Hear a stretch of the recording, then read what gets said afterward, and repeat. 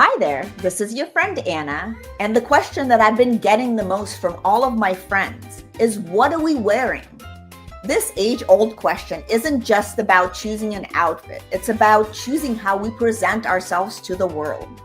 I created the I Want Her Shoes podcast to dive deep into what it means to dress with intention, whether you're heading to a council meeting or just having a casual day out with your family. Join the conversation as we explore the power of personal style and the decisions that shape our public personas. Put on your favorite pair of shoes and step into my closet.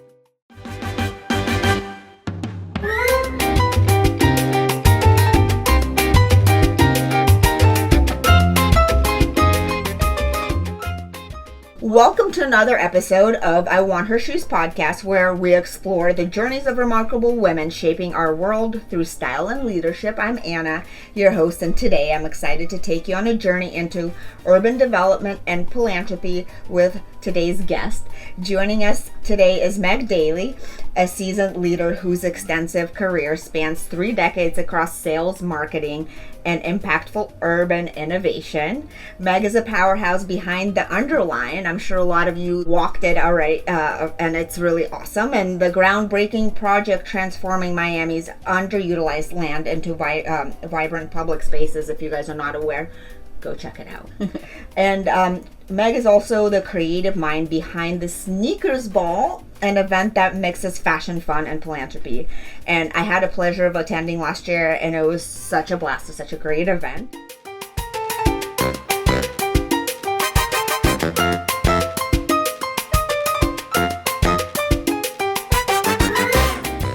Meg, welcome to the show. It's so great to have you here. Oh, thank you so much for having me.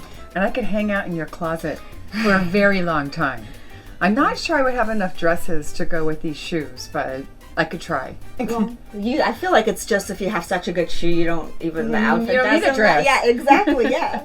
Well, Meg, I really want to get to know you a little bit about you first. Where did you grow up? Your family, kind of. What is your background? Well, I'm close to being a native. Almost a native of Miami. When I was less than 1, my parents moved 3 kids at the time from Cambridge, Massachusetts. Do you ever watch the Beverly Hillbillies? I mean, yeah. we were kind of like the Beverly Hillbillies, loaded up, but we didn't go to LA. We went to, or Hollywood, we went to Miami. And the stories go, because I don't remember the early days. We moved to a beautiful street in Coral Gables. My mom's from a very small town in Georgia, and my dad's from another small town in New York. And both of them had the same name, which is Albany. So he was from Albany, New York. She's from Albany, Georgia. And they staked their flag in Coral Gables, and they said, "We love it here. We want to be part of it." So they were very active civically. Saved the Biltmore from demolition. Wow, I was there. That's awesome. It's awesome, and I was just there a couple days ago. I do remember having to get petitions signed. My youngest brother, we were a family of 5, was significantly disabled, so they did a lot of work at the state for persons with disabilities. My mom made Bird Road, for anybody who knows Coral Gables, Bird Road has this, sort of cranky street where there's lots of traffic, but she saved the trees there, declaring them historic. Wow, that's so cool. So they did a lot of stuff here, and they really made Miami their own. It was kind of idyllic. Like, we would, early in the morning, and we'd have breakfast, and my mom would say, "Go play." And we were just like rugrats running around the neighborhood. And then she had this big bell, and she'd ring the bell, and it was time for us to come home. And we'd have lunch, and she goes, "You've been here too long. Go play again." And it was really, that's awesome. It was a really great way to grow up. And that was on a little street called Durango. We moved to the golf course with a view of the Biltmore that they ultimately saved. And I've been in Coral Gables, except for college, pretty much ever since. Cool. So you came back from college. Where did you go to college? I went to Vanderbilt in Nashville. Nice. And I can put on a Southern accent. Yeah, I can see you be. I can do that. You're going to like that.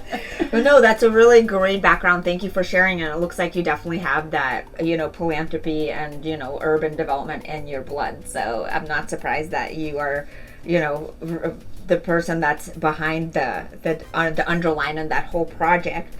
And I know that your career has you've been in different various sectors. Could you share how your personal style has evolved with these changes, and were there any strategic decisions behind that at all? I would say the most formative change in my life were two. One was having children. Yep. Which was if you're like this free woman, you get married, you have kids, it does really change your priorities and changes your focus. The second was having my own business. And my husband really encouraged me to go have my own company. I had a marketing company. Both of them, forced you to be not just take care of yourself, but take care of others. So I had to take care of my children, take care of my family, but also then ultimately take care of my employees and make sure that they could thrive. Yeah. And then the third was having the idea, for the Underline. But I like to say that everything I'd done along the way brought me to today. Yep. And I was a marketing professional. I had a marketing firm. I did promotions for TV stations around the country, large scale direct marketing. So this was in the 90s. And, so grew it to a multi-million-dollar organization. And the only people working for me were women. That's awesome. I love that. Well, it's because it was the 90s. We believed the story we were told that we could do everything without really understanding what that would do to us personally. Right. Trying to have all those roles and trying to do them all well. So I understood women. I understood what it's like. You have a doctor's appointment. You have to go see the principal. So that was sort of a modern take. And at that point for me, it was just survival, because these were the women wanted to work for me because that was the added value, is that I got them. And then ultimately, starting the Underline, it was just a crazy idea and started by accident. I did live a piece out of my parents, which I didn't mean to exclude. My father was the founder of the Performing Arts Center. Oh, wow, that's awesome. It took him 23 years to build. He led it with the help of a number of great other people. But again, I think that advocacy and then believing you can do it, I think it shows that there's a change maker in all of us. No, I think that's great. A change maker in all of us. That's a great quote. Meg, and let's talk a little bit about the Underline. And you talked about it was a crazy idea. Mm-hmm. What was that? If you could share that with us, and what impacts do you hope that it will have, and also some that it's already had? I'm sure there's so many. Well, the Underline started when I had a bike accident 12 years ago, and I broke both of my arms. Oh, wow. And I did land in a perfect plank. Okay, but that was not what you're supposed to do. You're supposed to roll. And when I realized that I had two broken arms and that I couldn't drive, I couldn't even eat a blueberry by myself. Wow. Very humbling. I'm sure you're an A-type person. A lot of the women I know are A-type, and it's very hard to let go. But I had no choice, right? You literally physically couldn't. People had to take care of me, bathe me, take me to the bathroom. Ultimately, I was able to get to physical therapy by taking Metro Rail. This is 2 months later. And I took Metro Rail from my house in Coral Gables to the station in Coconut Grove, got off and walked below the Metro Rail, which is our elevated train. Yep. And in that moment, hot July day, I kind of sort of reappraised everything around me. I was like, why did I not know there was so much land here? Because I'm always in my car on US 1, so I was forced to be below kind of like this blighted space. I'm a huge park lover. I think the High Line is super cool. I was just there with my friends last week, and I'm like, we should turn this into a park. Boom! That was the big idea. Yes, and here it is now. So I had no idea what to do with this idea. So I did what every marketer does. I just start talking about it. Yeah. I have this crazy idea. Well, what I recognized is that nobody else thought it was crazy. They thought it was a really good idea. Why aren't we doing something with all of that land that has so much value below Metro Rail? But then it was then the journey begins. How do you get from zero to raising $150 million in construction money? How do you create and forge a partnership with Miami-Dade County, who owns the land? How do you bring in municipalities and people and everybody to believe together? How do you make this sort of collaborative sandbox that everybody can play in? And that's what I ended up doing. And you figured it out, and it's figured it out. Amazing. Just sort of like, you just make a mistake over here, you go that way. You go this way, you just sort of stay in a straight line. Yeah, and let's talk about some of the hurdles, because I feel like we're talking about that now. And I'm sure it's Miami. We know there's hurdles, and what have been some of the most rewarding moments as well? Well, seeing it happen has been incredibly empowering, and I do think there's a power in manifesting something where you say, I have a vision, I'm going to put it out there, and I want everybody to travel on this journey with me. And that's really compelling. Yeah. Right? So we were looking for leaders, and I was wait, these people are following me. How did that happen? I think the visioning exercise was also very empowering. Like, what is it going to look like? And the community really informed that. So we ultimately have a 10-mile linear park and trail below Metro Rail from downtown to Dadeland. And I think the other most rewarding thing is seeing people use it. Like just being, like sitting on a bench and watching joy. Yeah, people just riding their bikes, dogs, and... They don't know me. They don't know that it's county. They don't know that it's Underline. They just see that they're now connected to the community.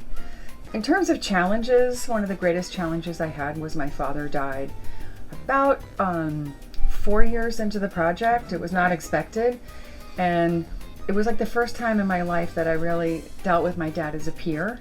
Yeah. Instead of that parent-to-child relationship, and it was incredibly rewarding. And he's a genius, an attorney who's very invested in community. The other challenges are, I think, the complexity of Miami-Dade County. You have, and like when the Atlanta Beltline, one city, one county.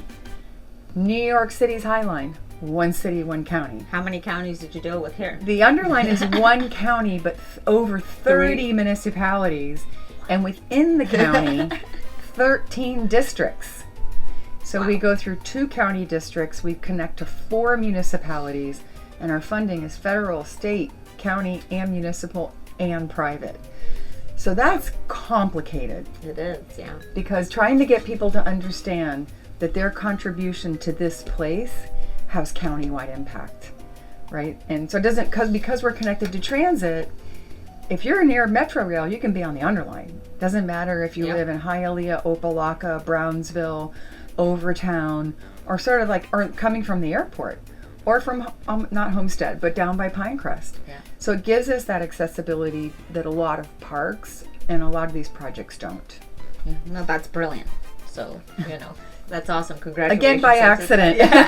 Hey, it was a bad accident, but you used that to turn it in such an amazing, when you get lemons, make lemonade. City-changing thing, So, and let's talk a little bit about, fashion. And if you look, back in the years, how has your approach to fashion influenced the way you present yourself in professional settings? I know you've been in marketing and then you went into urban development. Mm-hmm. Are there any memorable outfits that you could think about in your career?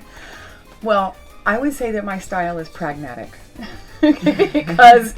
because when you're working in a public space project, you're on the public space project. Right. And in Miami, it's very hot. So I've now adopted like tech fabric clothing, stuff that dries fast when you sweat, doesn't smell, doesn't stain, and you still look presentable, right? Yep. My sneaker here, I've sort of adopted sneaker as my shoe of choice because it's comfortable. I probably won't fall down and hurt myself. I don't want that to happen again. I remember in Miami and Dadeland, my sister and I would babysit, and we would save all of our money from babysitting to go to Dadeland on the bus and go to the 579 shop because it's size 5, 7, and 9. Oh wow, that's so. Hey, so I think they had a size 3. I might have been a 3 at the time, and we would like blow everything in our purse on like low-rise bell-bottom jeans, and they were called Peanuts jeans with 3 snaps up the front and a midriff shirt. Right, so And then I went to Vanderbilt, and I went to Vanderbilt during sort of the disco years of Miami, and everybody there is wearing their khaki pants, and their sweaters, and very preppy. And I've still got like my disco outfit, and I was like, and my platforms, and I was like not gonna break down. But that's okay. It was you, right? But then winter came, and I only had Miami clothes. So then you cover up all that fun of disco. And then owning your own company, you really have to have. In the 90s, I think women had to be a little bit more like men. Right. So I think you lose your identity, your female exterior to that. Now it's sort of like I can wear a dress, I can wear jeans. I'm very casual, and I really love dressing like my daughter. That's awesome. Who's 37, and she keeps on challenging me. No, Mom, you can wear something cooler than that. So I love that. So she sort of styles me. Cool. Well, that's awesome to have a daughter to style you. That Alex, if you're watching, thank you. And let's now talk about the sneaker ball. It's a unique blend of casual and formal elements. And how does this reflect your personal style, and what inspired this whole creative approach to the charity event with the sneakers? Well, as a nonprofit, we are 501c3. Ultimately, we have to have people fall in love with the Underline, and also love our mission. So our philanthropy needs to be mission driven, and it needs to complement that. So since you came to Sneaker Ball, thank you, you saw that it's not your usual gala, right? Sort of a deconstructed event where the entertainment is roller skaters and samba dancers, and not necessarily Mark Anthony, right? So we really wanted to be more like the Underline, where it gives a pop-up experience. You can bring your own identity. Let me tell you, the women loved wearing sneakers. You can walk in it's easy. Loved it. It's comfortable, yes. Now, I want to give credit where credit is due. A former colleague, Amy Rosenberg, came up with the idea, but we shelved it because doing a gala is a lot of work. Amy has moved on. She's working at the Miami Beach Botanical Garden, doing a great job. So we're like, let's bring that back. Took it off the shelf, dusted it off, and we're all in. So our first year, we raised $500,000, and we had a fashion show. If you remember, it was from the School it was of really Design beautiful. District. I really like the actual pieces that they showed. So, right? Really and cool. The kids are so talented. They wear outfits that I could never fit into, right? So very risque, cool. Yes, but it's very fun. Fashion. Yeah. It was very fashion forward, and I think the event was fashion forward and stylish in its own right. So this year, it'll be a little bit different because we're going to be air conditioned, where we were not that last was year. The only thing, because not hot. Not even in the first place, but in the second place, that's where it was really hot. I feel like City Center. That's September, where it got we really didn't, with the number of people we had, we were oversold. So learning from your lessons, like we try to do, it'll be January 24th, 2026 at the Land Rover, Coral Gables. So taking over the whole showroom. Beautiful. And there'll be a little bit industrial, like the pre-party is going to be in the service area, right? So it feels a little warehousey. Cool. Inside, we'll have more of the tables, but more banquet style, family style dining, performances, and upstairs, which is now offices, will become the club. And that's where we'll go dancing. I can't wait to see all of this being transformed. That's really cool. That's an awesome idea.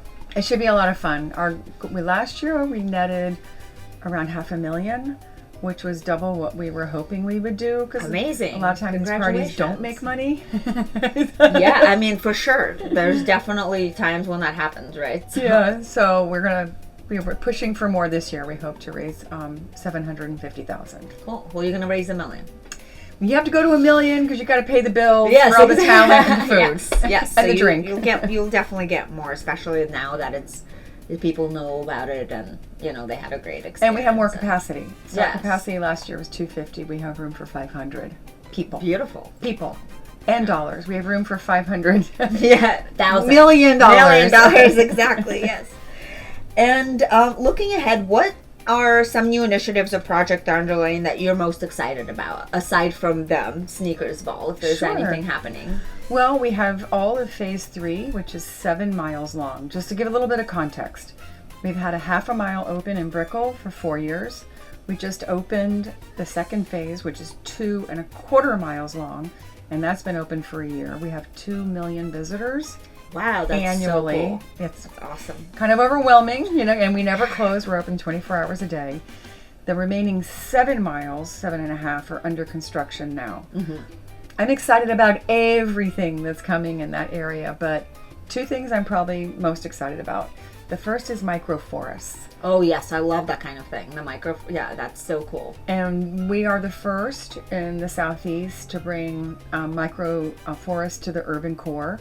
Think of a basketball court, and you just plant the hell out of it, and then all the little plants fight to win for sunlight and rain, and they grow 10 times faster and 20 times more biodiverse. Love that. So yeah, like tree canopy, biodiversity, pollinators, all of that happening in 24 microforests. It's also a great way for our kids to learn about nature and our impact and our role in making sure the planet survives, right? The second thing I'm really excited about is the pickleball courts. Yeah, that is so popular now. And when we master planned 12 years ago, pickleball wasn't even a thing. I mean, it wasn't a thing till after, like, during COVID it popped Yeah. up, right? So People came out to our public meetings like, pickleball. So we listened. We'll have 4 pickleball courts, regulation basketball, 2 hear that? regulation Yeah. basketball courts, 4 more pickleball courts. And then, just the whole programming piece. We have 200 programs now.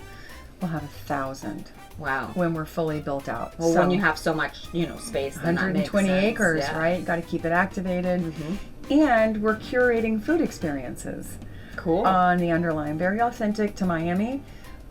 So think, what is authentic to Little Bahamas, Coconut Grove, West Village? What's authentic to Little Havana, Little Haiti? What sort of feels non chain yeah, restaurants? so more like neighborhoody, like Yeah. So that. so we're trying to incubate. We need those. more of those for sure. And then sort of and taking care of those small businesses and making it affordable to them. And then there's one more that is very ambitious. It's a partnership funded by the Lennar Foundation with Chapman Partnership, which is housing people who are currently homeless or in a homeless condition.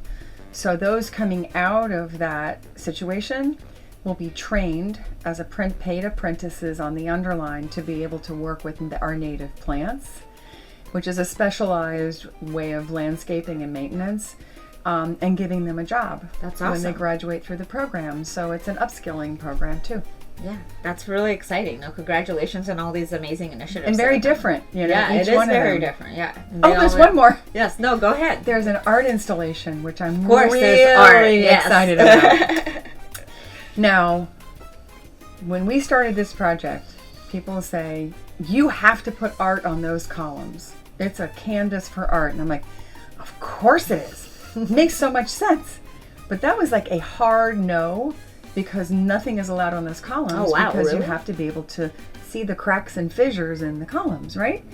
So it took us 6 years to get it approved, and we now have art coming on columns, 10 consecutive sets.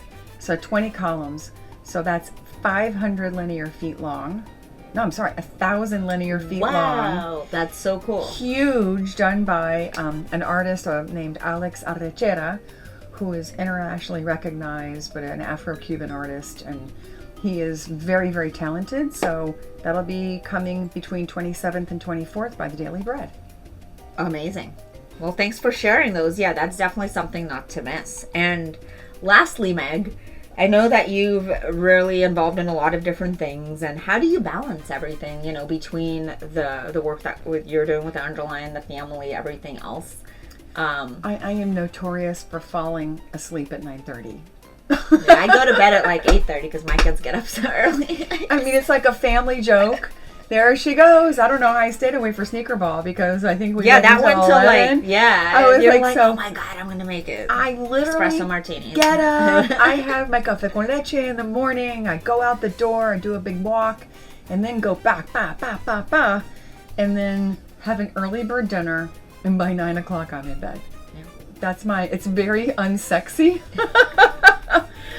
But it works, and it that works. makes you, you get to do everything. And the other thing is I must say, one of my superpowers is I can multitask like nobody's business. I think most women can. Yes, I can. Yeah, much better. Yes. Yeah, it's like the phone, it's the this, it's the person. What about there? What do you need over here? Yes, we have it. Because we do it. Yeah. Right, so you have to, literally, because the kids do. I think what forces you to literally. That's what gets me through doing all the things that we have to accomplish on a daily basis. Yeah. No, thanks for sharing that. That's really some great tips. Go to bed early. Go to bed early and multitask. So you can multitask really hard. Yep. So now let's talk about the shoes that you brought here, and what is the special story behind them? Well. So again, inspired by my daughter. Yes, and these are those of you listening. They're Converse. Converse. This is a classic pair of black Converse that are low rise, like they're low. It's the low rise. It's the Chuck. I forget Chuck. Whatever. And I have been wearing these, probably this pair, for 3 years. I have them in green, black, and pink, and white. Pink ones. Yes. So that's my shoe wardrobe. Since I fell and broke both of my arms, I'm concerned about being in very high heels because I don't trust myself to be able to stand upright. And again, like I said, we're in a public space and we're moving all day long. Yeah. But I love these. They look great with jeans. They look great with these green pants I have on. So timeless. I was in New York last week. I wore them everywhere, and I think they're a little youthful. Yes, 1,000%. Right. I feel like anybody can wear them. That's what makes Converse such a great brand, right? It could be your kids, or it could be any. Throw them in the wash, and you can wash them, right? And I wash them as often as I possible. You definitely can't wash any of these, yeah. So I do have some beautiful high-heeled black shoes, but I really only wear them when I get dressed up. Well, that's okay too. So that's my style. Like I said, very pragmatic. I like that. That's you. Well, now let's do this fun little thing, this or that, quick fire round. So, and you already answered if it's heels or flats. Oh, it's definitely flats. Yeah. Briefcase or designer tote for a business meeting? Oh, designer tote, but more likely a backpack. Yes, I like your backpack that you brought. Yellow. Yes. Vintage or contemporary for a public appearance? I would say contemporary. Yeah. Yeah. It's the vintage it takes a lot of time to find that piece. Yes, agreed. Right? So one day I'll have that time. Right now I don't. Yeah, agreed. Let's see, leather jacket or a tailor blazer for a night out? Oh, definitely a leather jacket. Yes. Yeah, short crop. I like that. That's cute. I could see that actually with your outfit now. Power suit or casual chic for a board meeting? Oh, definitely casual chic. Although I did in the 80s, I did have the power like the shoulder padded, pads. I did. They're back now. I did. And I can't do them that much. Where is that jacket that you had? That's like so amazing in that picture. I'm like, well, I only had so much closet space, sweetie. Yeah, you're not going to keep them all. You might be able to go find it at Goodwill. Good luck. There you go. Morning run or evening yoga to unwind? Oh, it's definitely morning. Digital memo or handwritten notes for reminders? I do both. Yeah, we use a lot of technology because we have so many departments and we now have a staff of 25. And some people are in the field and some people, like we have today, are at a commission meeting and I'm here. And so we do a lot of information share technologically. Yep. But I have these good old-fashioned notepads. They were like the notebooks we used in high school. And I have a collection of them, so...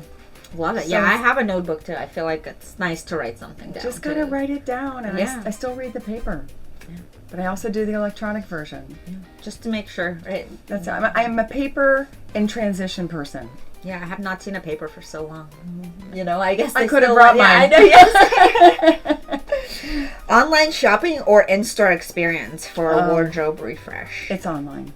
Yes, agreed. Yeah. I don't have to, feel like I don't have time to go shopping, like it's an experience like with friends, otherwise we're going online, And I sort of have that body type that I can order a size 4 and most times it fits. you know, And if you know that your size, that's easy. Like, it's not stressful. Yeah, and it's just and you know, I want to support retail, and I know it's hard for retailers, and so, for example, but I was in New York and I was in meatpacking, so I went into 5 stores and I bought stuff. There you go. You're supporting, so that's all good. And coffee catch-up or cocktail hour for networking? Cocktails. Yes. Yeah, I do my run in the morning and I drink at night. Me too. Same. And what's your favorite cocktail? Oh, I'm a big white wine person, so it's not really a cocktail. But yeah, wine is a wine. Wine is nice. That's too. my drink. Yeah. Is it a Chardonnay or Pinot? Sancerre, so it's a dry Oh yes, white. I love Sancerre. With these tariffs, they're going to get a lot more expensive. Better stock up. I'm going to go leave here and get a couple cases. Yeah. Well, Meg, it's been so nice to hear about your journey, and thank you so much for joining us. And really, it's nice to learn more about Underline, and also I'm looking forward to next year's sneakers ball.